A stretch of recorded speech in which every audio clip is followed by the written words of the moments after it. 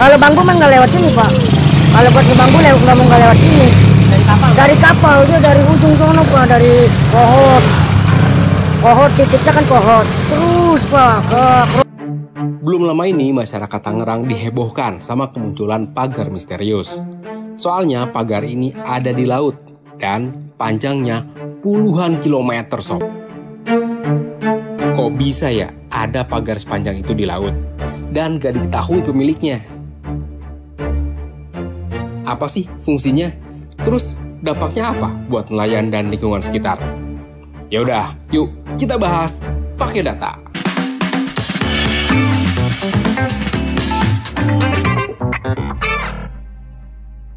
Keberadaan pagar ini pertama kali diidentifikasi pada Agustus tahun 2024 lalu. Keberadaannya dilaporkan sama warga kepada Dinas Kelautan dan Perikanan Provinsi Banten. Selang 2 hari, yaitu pada 19 Agustus, tim dari Pemprov Banten terjun ke lapangan. Tim menemukan dugaan pembangunan pagar laut sepanjang 7 km. Tim gabungan termasuk DKP Banten dan TNI Angkatan Laut beberapa kali mendatangi lokasi dan meminta pembangunan untuk dihentikan.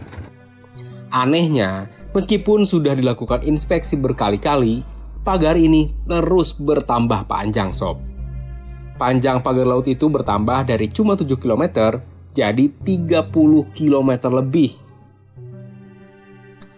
Pagar laut itu melintasi 16 desa di 6 kecamatan dan berjarak sekitar 500 meter dari bibir pantai.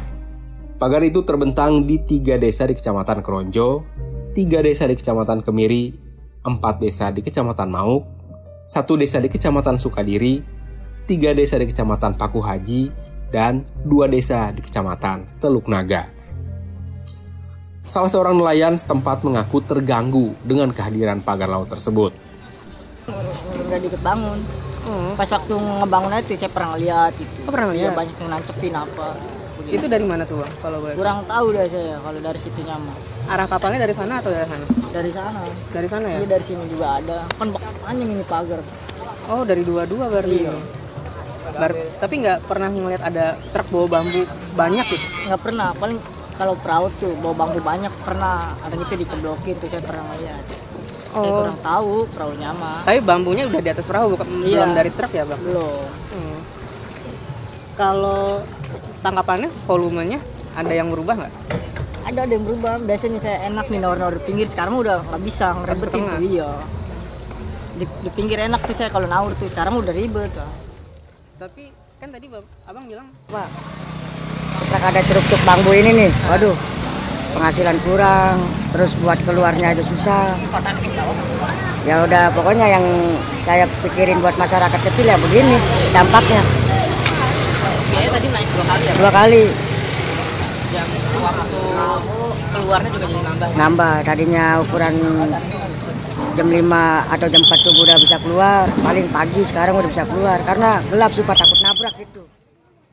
Direktur Perencanaan Ruang Laut KKP Suharyanto menegaskan bahwa pembangunan pagar seperti ini harusnya melewati proses izin yang ketat, terutama terkait aspek ekologi.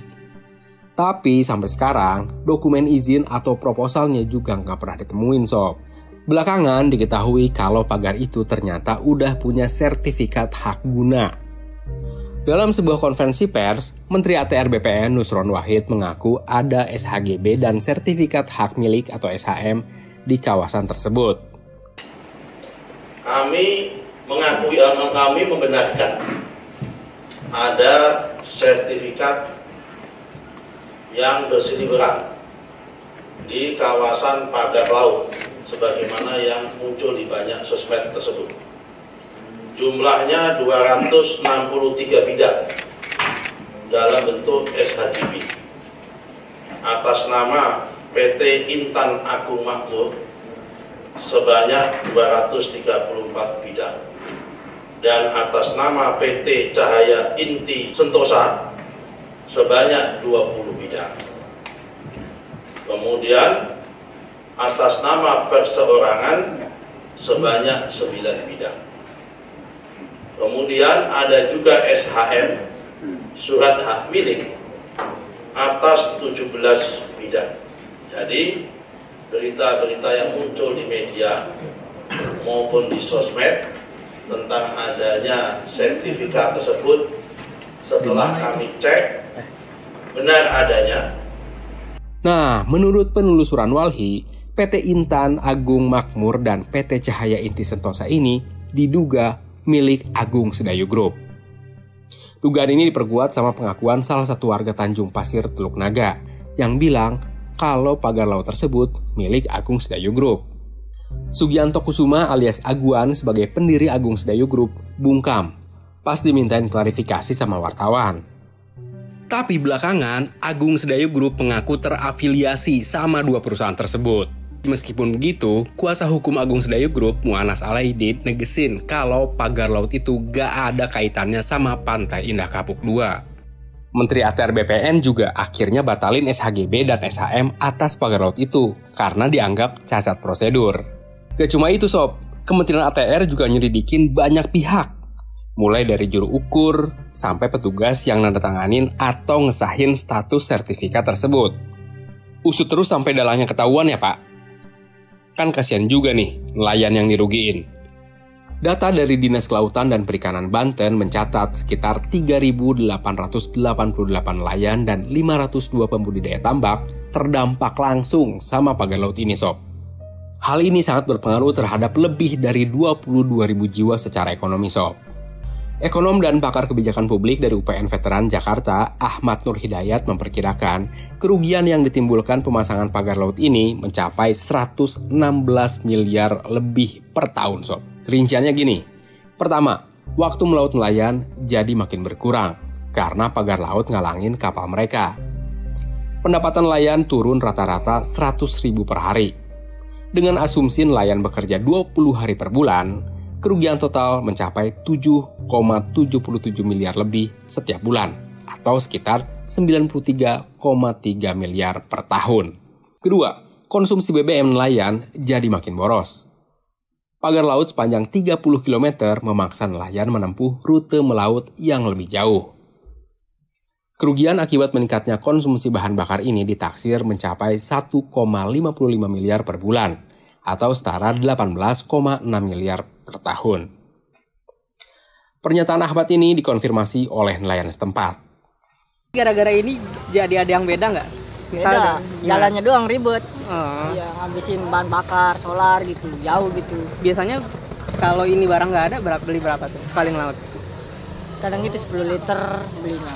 Sekarang mau nambah naik lagi 15 liter saya. Gitu. Iya. Terus waktu untuk ke tempat nangkep jadi tambah lama nggak? Lumayan lama, saya jalannya ngider lagi. Nambah berapa menit atau jam tuh kira-kira? Nambah menitan lah, kurang setengah jam. Jalan muter lagi saya, lewatin pagar. Berarti pas ngebangun diajak ikut bangun nggak sih bang? Enggak, saya nggak diikut bangun. Pas waktu ngebangun itu saya pernah lihat itu. Pernah lihat? Ya, semoga aja kejadian serupa nggak terulang di masa depan dan di daerah lain. Yaudah, sekian Bang Data episode kali ini. Sampai jumpa di Bang Data episode selanjutnya. Bye!